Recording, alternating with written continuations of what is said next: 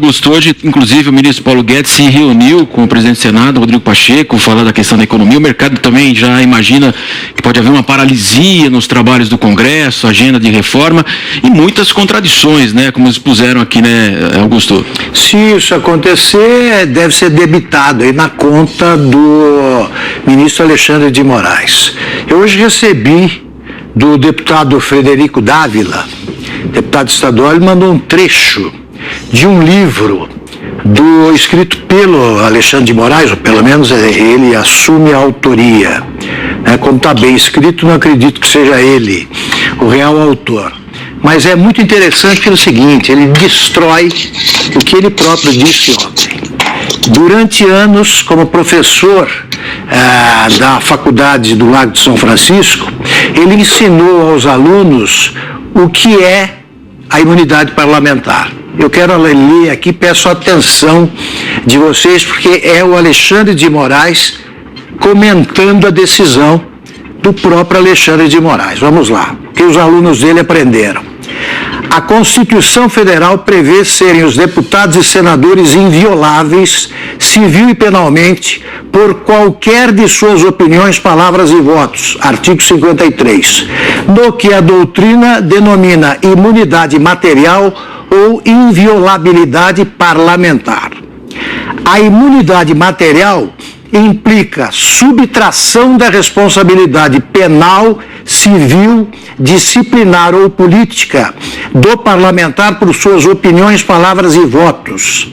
Explica Nelson Hungria, o grande Nelson Hungria, que nas suas opiniões, palavras ou votos, jamais se poderá identificar por parte do parlamentar qualquer dos chamados crimes de opinião ou crimes da palavra, como os crimes contra a honra, incitamento a crime, apologia de criminoso, vilipêndio oral, a culto religioso, etc. Pois a imunidade parlamentar exclui o crime nos casos admitidos. O fato típico deixa de constituir crime porque a norma constitucional afasta, para a hipótese, a incidência da norma penal. Está aqui.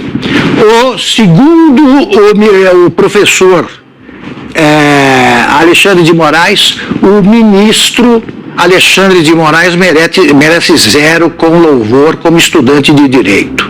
Se ele recomendasse a prisão numa prova, ele levaria 0. Está aqui. Não pode ser preso um parlamentar, seja qual for a declaração que ele tenha dado. Então eu pensei nessa reação de sempre, né? Os brasileiros de sempre, os jornalistas de sempre. Não, porque ameaçou a democracia, não é possível ser tolerante com os intolerantes, que será a vitória da intolerância. A democracia tem que ser defendida. A democracia, e eu sou um democrata radical, permite que se sejam manifestados todos os pontos de vista. É possível até, no limite, que o deputado defenda a ditadura.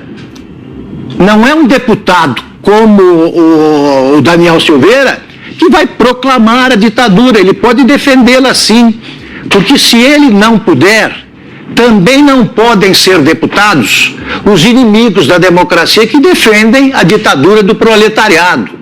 O PCdoB não pode existir. Foi esse o argumento usado em 1946 para que os deputados do Partido Comunista perdessem o mandato. Eu não posso, se for deputado, defender a monarquia, o regime monarquista? Posso. Eu não posso defender até o fechamento do Supremo? Posso, porque quem decide em última instância é o povo e a maioria do Congresso, a maioria dos poderes, e não há golpe em preparação. Eles estão fantasiando a coisa como se esse tipo de fala precedesse um golpe de Estado que não há, né? Nem em preparação, nem na cabeça de ninguém. Então é o seguinte, o que delito, chamemos assim, cometeu o deputado Daniel Silveira? Só um pecado da linguagem, os termos que ele usou, só um pecado que pode ser enquadrado como quebra do decoro parlamentar, e só todo tipo de ideia deve ser defendido. Todos os parlamentos do mundo permitem isso. Existe a extrema-direita e a extrema-esquerda em qualquer democracia. Por que ele não pode se manifestar? Ele pode defender até o que eu não defendo, evidentemente, sou completamente contrário a isso. Ele pode defender, sim, uma segunda edição do AI-5.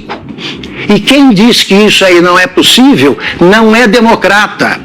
Quem é que vai selecionar as ideias que podem ser defendidas e as que não podem? Quando o PT defende, né? Mas é quando estava no governo e defendia o controle social da mídia, que é a censura à imprensa, ninguém dizia nada. E não tem nada mais antidemocrático do que o programa do PT. Não podem ser considerados democratas os que defendem a Venezuela.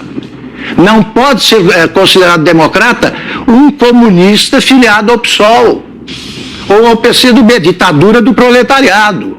Eles defendem no programa. Então, como democrata radical, que é como eu me defino, eu queria deixar claro que eu defendo todo tipo de manifestação. Agora, os termos usados podem eventualmente ser enquadrados aí como um pecado ético e assim julgados. Mas prisão porque manifestou uma ideia? Não. Quem julga o deputado, no caso, é a Câmara. É a Câmara. Não é problema do Supremo. O Supremo se sentiu insultado. E por que não se sentiu insultado? Não pode se sentir igualmente insultado o ministro Paulo Guedes, quando no Congresso é chamado por um deputado do PT de tchutchuca. Por quê? Isso não é ofensa? Isso é ofensa? O juiz Sérgio Moro, então ministro, foi chamado de corrupto 2 vezes por um deputado do PSOL. E ele, então, não pode fazer nada.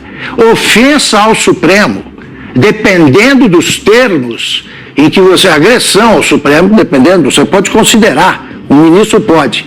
Se for feito em termos civilizados, não é crime. Não é crime. Então, estão abrindo um precedente perigoso, está aí completamente inconstitucional.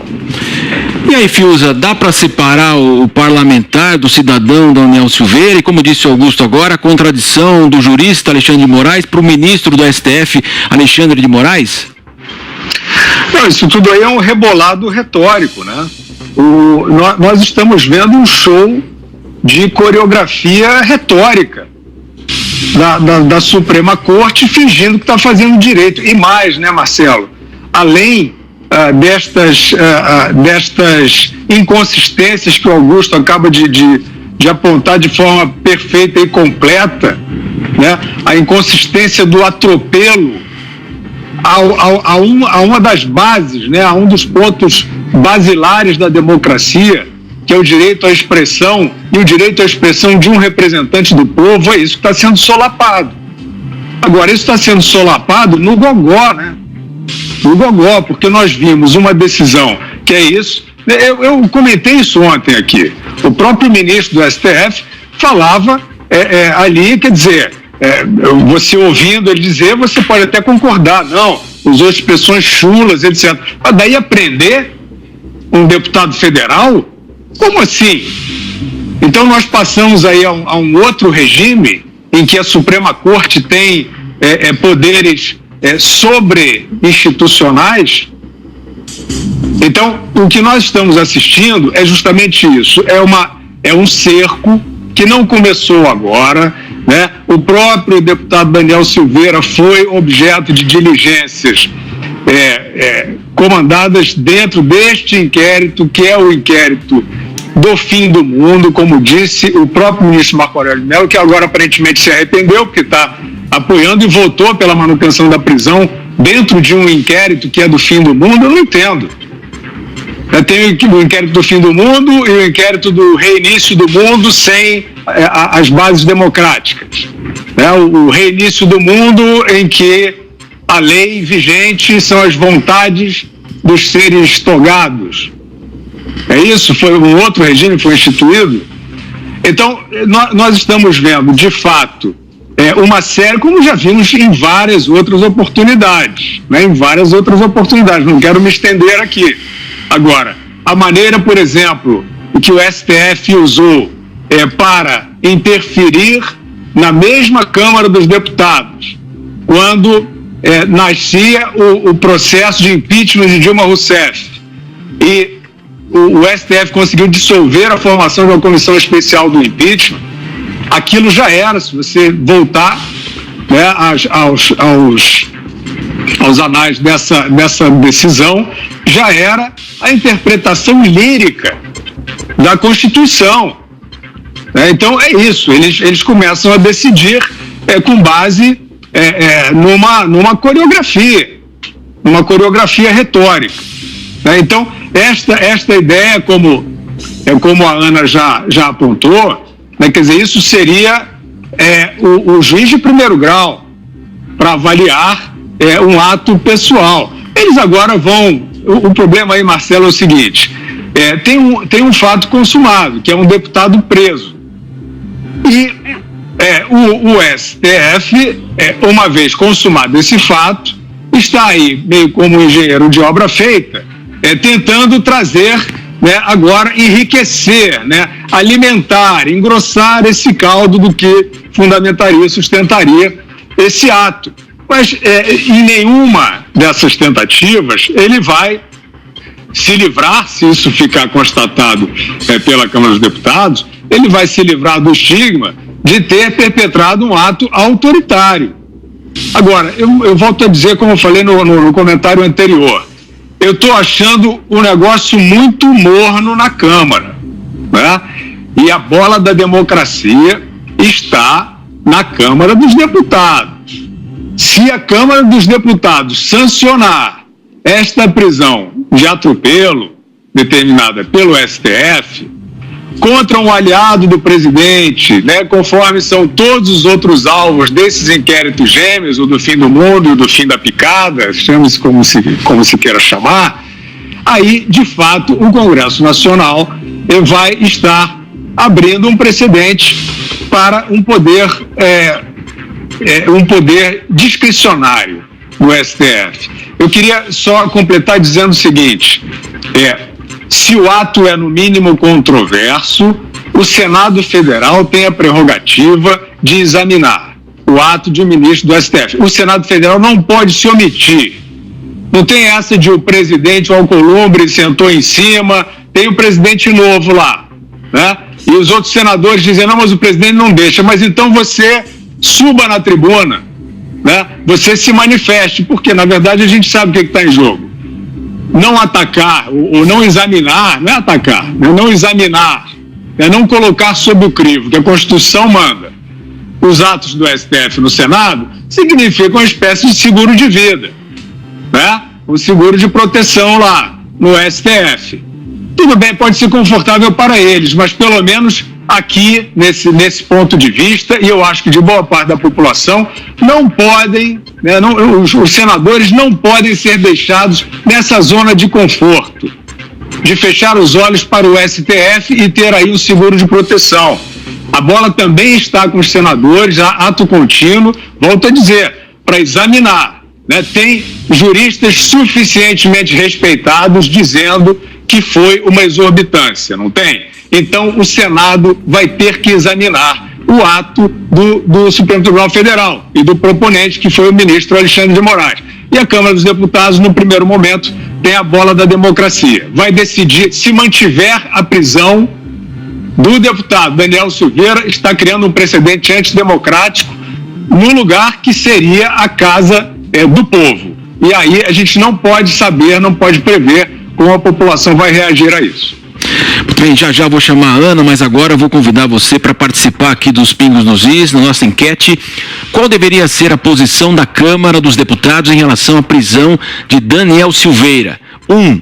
Manter a prisão do parlamentar segundo o STF.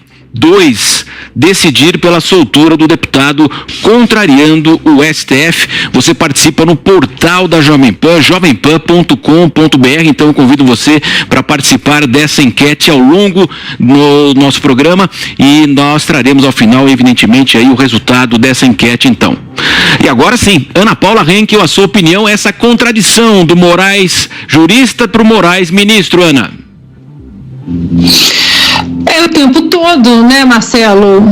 Tanto é que, como eu mencionei, ele próprio disse, né, que a prisão, ela cabe a prisão aí, porque o deputado, então, ele foi preso por atos fora do seu mandato, mas aí, nesse caso, não é prerrogativa do STF, é da primeira instância, né, juízes de primeira instância. O que deixa a gente mais aterrorizado, porque a gente sempre fala aqui que nós temos hoje 11 constituições, são 11 cabeças, são até mais que 11, né, porque são 2 turmas, e preocupa muito o que a gente vem vendo. Agora, eu queria fazer uma pergunta para o Zé, ontem, e para o Augusto também, ontem no julgamento da manutenção da prisão, né, do deputado, nós vimos que foi ali por unanimidade e o quórum total, né, todos os ministros estavam ali presentes. Os ministros citados, né, ou ofendidos aí, eles não estariam impedidos de participar desse julgamento de manutenção da prisão, Zé, Augusto? Vai lá, Zé. Olha, Ana, é evidente que sim, condições normais, mas esta coisa, como eu digo, coisa é porque é um inquérito, um processo que ninguém entende. Não tem a participação, por exemplo, necessária, que tem um monopólio da denúncia, que é o Ministério Público. Foi uma decisão de ofício. Por isso que eu disse aqui que o ministro acordou, viu aquela mensagem e falou, vou prender esse cara. Aí decidiu prender. Os ministros ali, por estarem envolvidos, diretamente citados, eles deveriam ficar mesmo impedidos. Acontece que é muito vaga, é o ministro que tem que se considerar impedido. Não existe ali uma legislação clara sobre o impedimento. Eles se consideram impedidos quando, em alguma parte do processo, ele foi advogado, ou o escritório dele foi advogado, ou é parente próximo, assim que se considera. E há uma jurisprudência ali, porque muitos atacam também ministros do Supremo para exatamente cavar, vamos dizer assim, esse impedimento. Muito bem, Zé Maria, daqui a pouco o Augusto vai falar. Augusto, só um minutinho, Augusto, porque olha só, a Câmara dos Deputados, então, vai realizar amanhã, às 17 horas, a sessão deliberativa para tratar justamente da apreciação dessa medida cautelar. A gente vai a um rápido intervalo. 34 minutos. Muito bem, eu faço o convite para você participar conosco então dos Pingos nos Is, pelo WhatsApp, você manda 1193 o 117 0620, mande sua mensagem, comente as notícias e ao final do programa você vai participar conosco, sempre aquela gravação com o celular deitado. Temos também uma enquete, hein? Eu quero que você participe então. Qual deveria ser a posição da Câmara dos Deputados em relação à prisão de Daniel Silveira? 1. Manter a prisão do parlamentar seguindo o STF. 2. Decidir pela soltura do deputado contrariando o STF. Você se posiciona, portanto, no portal da Jovem Pan. Então, essa enquete ficará no ar e você pode participar conosco, dar a sua opinião. É muito simples, então você lê lá 1 ou 2, você opina e ao final também traremos o resultado dessa avaliação envolvendo o deputado Daniel Silveira, portanto. Agora são 6 horas e 36 minutos. Muito bem, então eu volto a fazer o convite para você, participe então da nossa enquete no portal Jovem Pan, portaljovempan.com.br. Muito bem, estamos de volta para toda a rede aqui da Jovem Pan. Augusto, ainda para você complementar, vamos falar também do decano Marco Aurélio, né? O decano do Supremo Tribunal Federal, Marco Aurélio Mello, afirmou que são grandes as chances de os ministros do STF terem combinado a prisão do deputado federal Daniel Silveira, isso porque o plenário ratificou rapidamente a decisão de Alexandre de Moraes e o juiz mandou prender o congressista depois da publicação na internet de um vídeo com críticas aos membros da corte. presidente. Aspas para Marco Aurélio. Não tivemos aquelas ladainhas, eles conversaram entre si, não falaram comigo, porque não admito conversas na minha vida, não quero estar atrelado a nada, quero estar solto na bancada, não tenho a menor dúvida de que os ministros combinaram que confirmariam a prisão. Não somos ingênuos, declarou o magistrado, portanto, ao portal UOL. Augusto. Sim, só que ele também se juntou, né, ao grupo que protagonizou cenas de corporativismo explícito. Eles são, respondendo a Ana, se eles não fossem desprovidos do sentimento da vergonha, esse caso nem existiria. Eles primeiro legitimaram um inquérito ilegal. Aí eles aprovaram por unanimidade uma prisão que todos eles sabem, até eu, que fiz 2 anos de direito, cursei direito como aluno relapso, até eu sei o que eu acabei de ler aqui do livro do Alexandre de Moraes. Essa prisão não pode ser feita. Não pode ser feita. O direito de expressão ele é sagrado. Pode falar qualquer coisa assim. E não falar só o que vocês acham que tem que falar, porque vocês permitem. Os que acham que tem que ser eliminados os inimigos da democracia e permitem que a bancada do PSOL faça o que faz. Então eles sabem disso, todos. Eu estranho Marco Aurélio dizer isso, porque ele também, né, não entrou naquela discurseira em juridiquês de sempre e votou a favor. Votou com o Alexandre de Moraes, quando ele deveria dizer que não, isso é um caso para o Congresso decidir. O Congresso está se portando covardemente, está querendo fazer um acerto ali por fora, quando deveria ter mais altivez, mais panache, porque eles estão abrindo um precedente perigoso, serão vítimas disso também. Agora, os ministros não sabem dessas coisas óbvias. Alguns talvez não saibam mesmo, como o Toffoli, que é um completo ignorante, mas outros sabem. E, no entanto, legitimaram o que foi feito. Tá, eu vou de novo citar o caso aqui do grande Heráclito Fontoura Sobral Pinto. Desta vez eu não vou dizer que é avô do Guilherme Fiuza, o Sobral Pinto, mas ele recusou o convite para ser ministro do Supremo feito pelo Juscelino, porque ele tinha sido advogado do Juscelino. E disse: senhor presidente, vão achar que isso é uma retribuição aos serviços que eu prestei. Agora, os Sobral Pinto não existem mais. Existem pessoas que vão disputar, como se fossem candidatos, eles vão disputar o cargo do Senado fazendo corpo a corpo. Então acabou uma vergonha o Supremo, e eles se igualam nesse tipo de espetáculo. Foi puro corporativismo. Nenhum fez esse reparo. Nenhum defendeu a liberdade de expressão absoluta. E, de novo, então vamos pegar os inimigos da democracia que estão lá dentro. Se eles têm lugar, qualquer um pode falar o que quiser, nos termos devidos.